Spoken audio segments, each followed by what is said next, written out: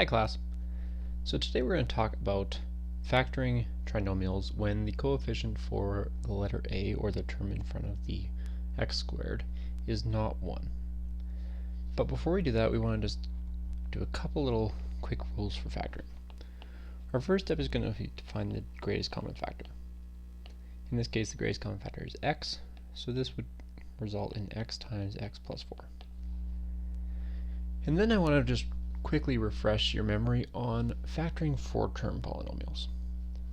So when we're factoring this expression, there's obviously not a greatest common factor with all monomials in here. For example, x, but then there's no x over here. So there's no greatest common factor for this entire expression. However, if we break it into chunks, there are. For example, these two terms and these two terms each have their own greatest common factor. So if we factor those out, for example, in the first binomial that we've created, we can factor out an x, and we get x plus 4. And in the second one, we can factor out a y, a positive y. And then that leaves us with x plus 4. Recall that if we do this and we get two binomials being the same, we've done it correctly. Especially in grade 10 math, if those aren't the same, then you might have done something wrong. We can then factor out that binomial, the x plus 4, and we're left with x plus y. So if you don't recall how to do a 4-term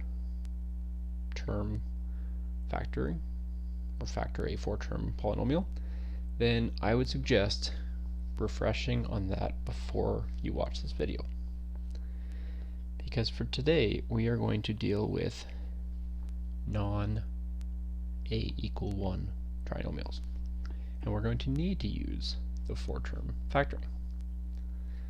So just as a refresher, when you expand two binomials that are multiplied to each other, in this case we would get 2x squared plus x plus 6x plus, not 3. And of course that simplifies to 2x squared plus 7x plus 3. So notice that in this case we have a 2 in front of the x squared. And what else is different from the last video is this term here is a 2 instead of just x, which is what we had in the last video. To get from here to here to factor a trinomial where a is not 1, there are a few other steps. So let's go through those now. For this one, again, find the greatest common factor.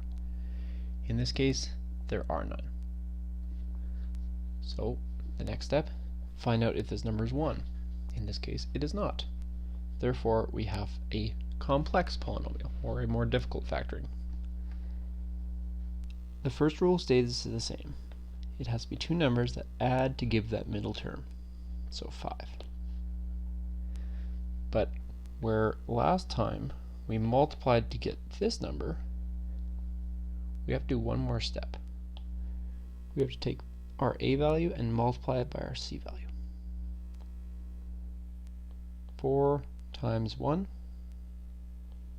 equals 4, and this number is what we're going to use here. That 4 value goes to the number that we need to find to multiply. Now, finding those two numbers is the exact same as it was in simple polynomials. The number has to be positive because it's two positive numbers add together to give a positive, and two positive numbers multiply to get a positive. So the numbers that could make up 4 would be 2 and 2, or 1 and 4. Of course, 1 and 4 add up to 5, therefore those are the two correct terms. The next step that we have to do is to use these two numbers and break apart this 5x. 5x could be written as just x plus 4x. So that's what we're going to do. We're going to rewrite this expression, 4x squared plus, and then we're going to bring in our 1x, or just x, plus our 4x plus 1. So we've broken up this 5x into x and 4x. We haven't changed the value of the expression at all. We have just broken it up. Now we have our 4-term polynomial, and we're going to factor as such. 4x squared plus x, we can take out an x, and 4x plus 1, we can take out just a 1. So we can't factor anything out other than a 1, but we can write it like this, because there would be an imaginary 1 there. Notice that this term and this term are the same. That is what we want. We can then factor out that binomial, and we're left with x plus 1. And that is our final answer. So factoring a complex polynomial or a complex trinomial, just basically where that a value here is not 1, adds at least 2 more steps to the process. And that's what makes it more difficult. Really, with repetition and practice, it's not that much more difficult, especially if you understand 4-term polynomials, but it will take some getting used to. So let's try another example. Again, no greatest common factor, and this number is not 1. So we need to find 2 numbers that add together to give -7, but multiply together to give 20 times -6, or -120.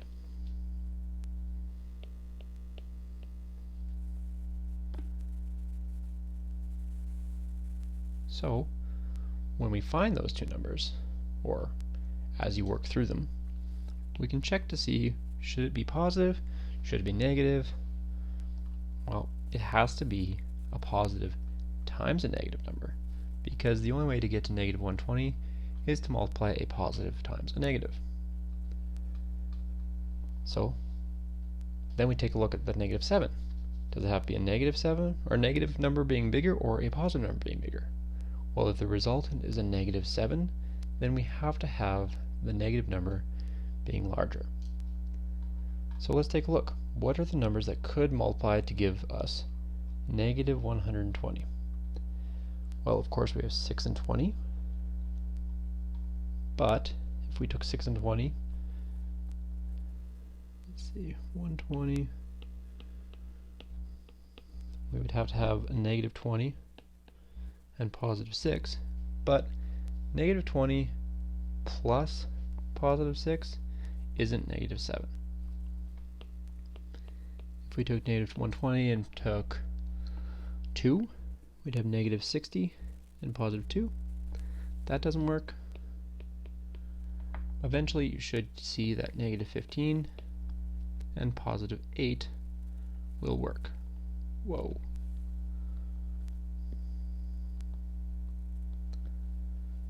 -15 and +8.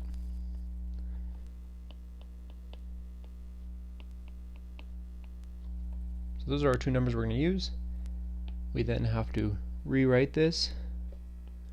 20x squared minus 15x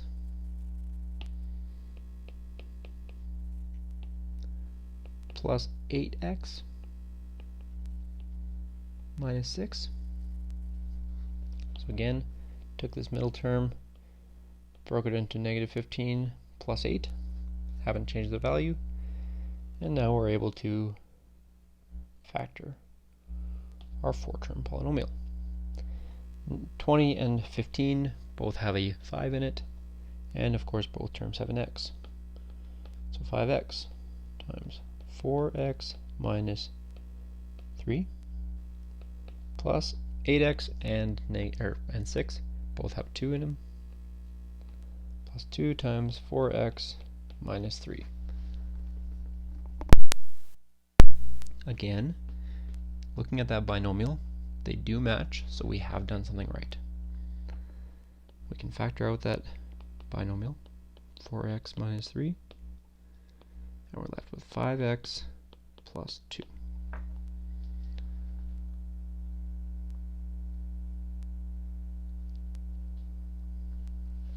Let's try another one. Again, no greatest common factor. Our coefficient for a is not 1, so we have a complex one. Two numbers have to add together to give us negative 13, but multiply together to give us 15 times 2, 30.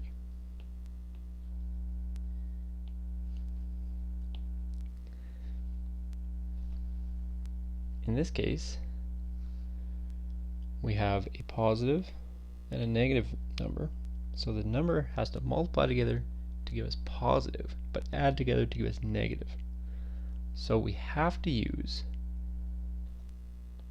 two negative numbers. So 30 can be broken into negative 6, negative 5, but negative 6 plus negative 5 is negative 11.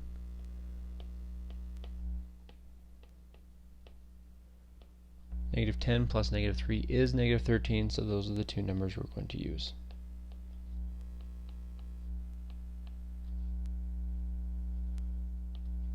Rewriting our equation, 15x squared minus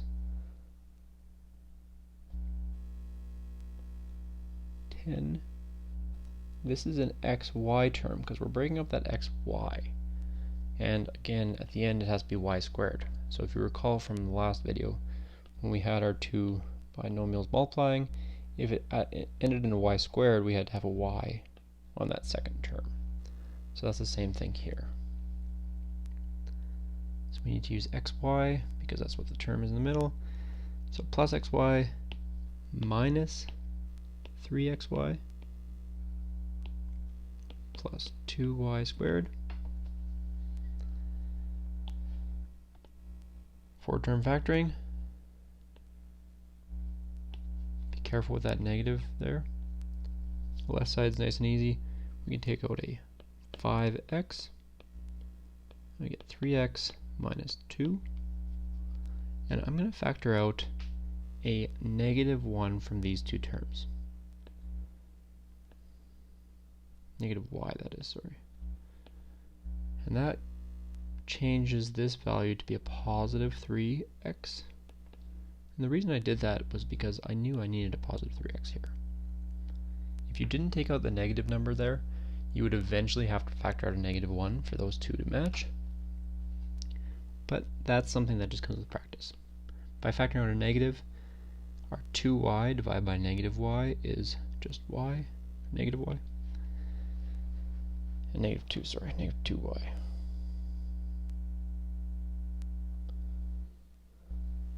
Negative 2y. And this one over here, I forgot a y as well when I took out the x. Forgot to write it.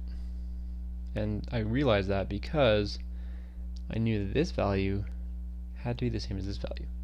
So by checking your binomial, you're able to find out whether or not you've done something right or wrong. Now we can do our four-term factoring.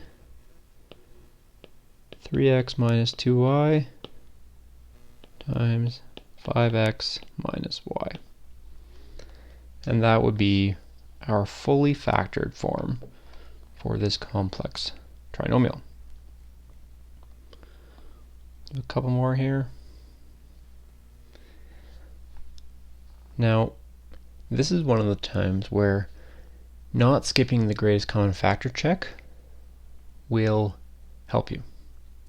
If you didn't remember to check for a greatest common factor, you could still get the right answer, but then you'd eventually have to factor out a common factor towards the end, and a lot of students seem to forget that. So for this one, let's factor out a greatest common factor. 8, 6, and 20 all have a factor of 2.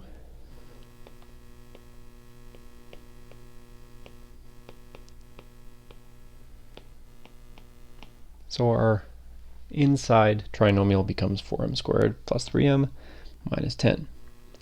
We can factor this one alone and then multiply our result by 2.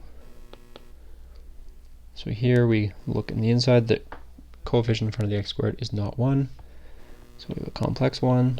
Some number plus some number has to equal positive 3. And some number times some number has to equal 4 times negative 10 or negative 40.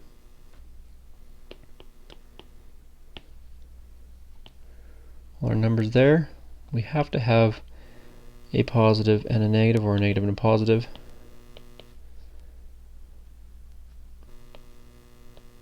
And of course, because this is a positive number, the positive number has to be the biggest. So looking at negative 40, we can do negative 4 and positive 10, but negative 4 plus 10 is positive 6, so that doesn't work. But we're close. Negative 40, well, we know that 8 or negative 5 and positive 8 both multiply to get to negative 40 and add together to give us positive 3. So those are our two numbers. Rewriting this equation, 2 times, I'm going to actually make square brackets so that's super clear. 2 times 4m squared minus 5m plus 8m, I'm breaking this apart, minus 10.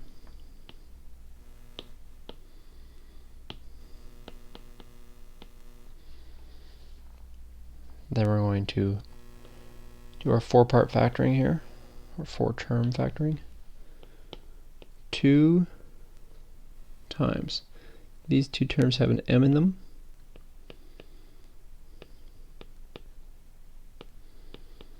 and these two terms have a multiple of 2.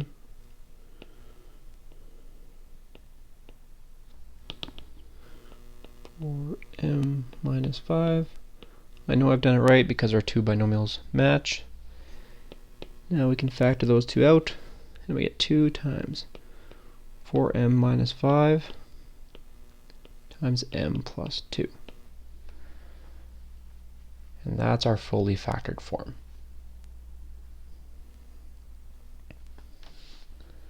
So here, if we had not factored out that 2 at the beginning, we would eventually get that one of these two binomials has a common factor of 2 in them. So many students will leave that as their final answer without factoring that 2 out, but that's not considered the fully factored form.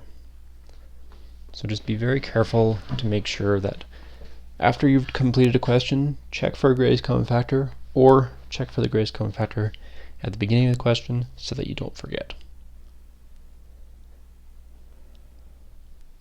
Let's try another one. Check for a greatest common factor. In this case, they all have a factor of 4. So right away we can factor out that 4. 4 times 3x squared plus 7xy minus 6y squared.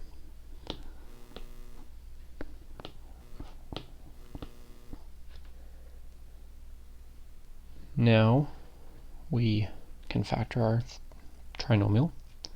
There's no more common factor, and our a value is not 1. So we have to find two numbers that add to give us 7, but multiply to give us 3 times negative 6, negative 18. We need a positive and a negative number to multiply to negative 18. And we need our positive number to be larger than the negative number so that they add together to give us a positive 7. Negative 9 and positive 2, well that wouldn't work because that would be as negative 7, so this has to be a negative 2 and positive 9.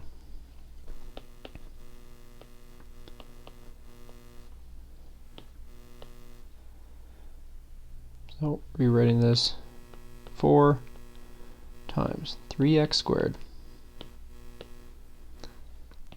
minus 2xy, again both terms exist, plus 9xy, that 7 is unchanged, they add together to give us our positive 7, minus our 6y squared.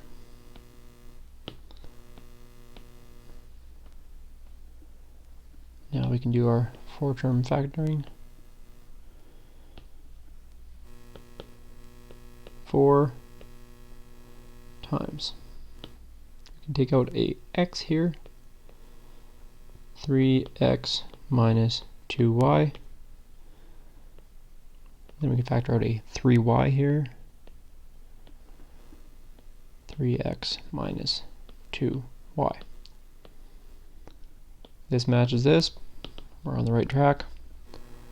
Factoring that out, 4 times 3x minus 2y, and what we're left with is, not plus, times x plus 3y.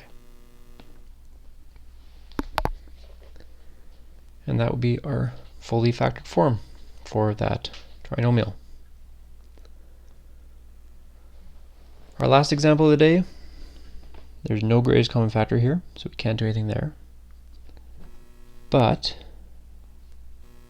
we can still factor.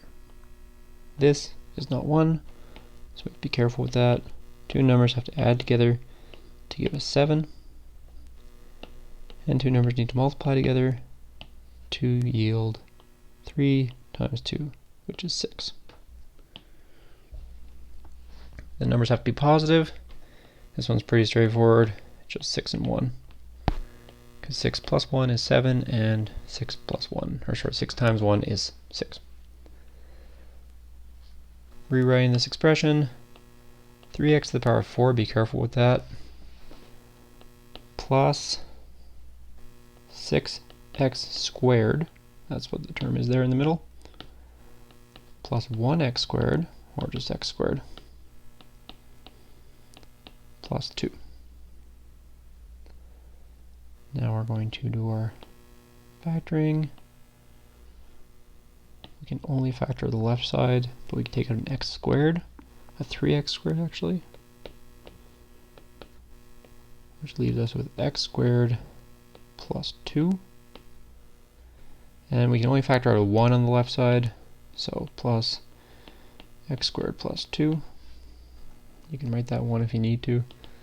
Just be careful that it does exist. And then we can factor out an x plus 2 there from both terms.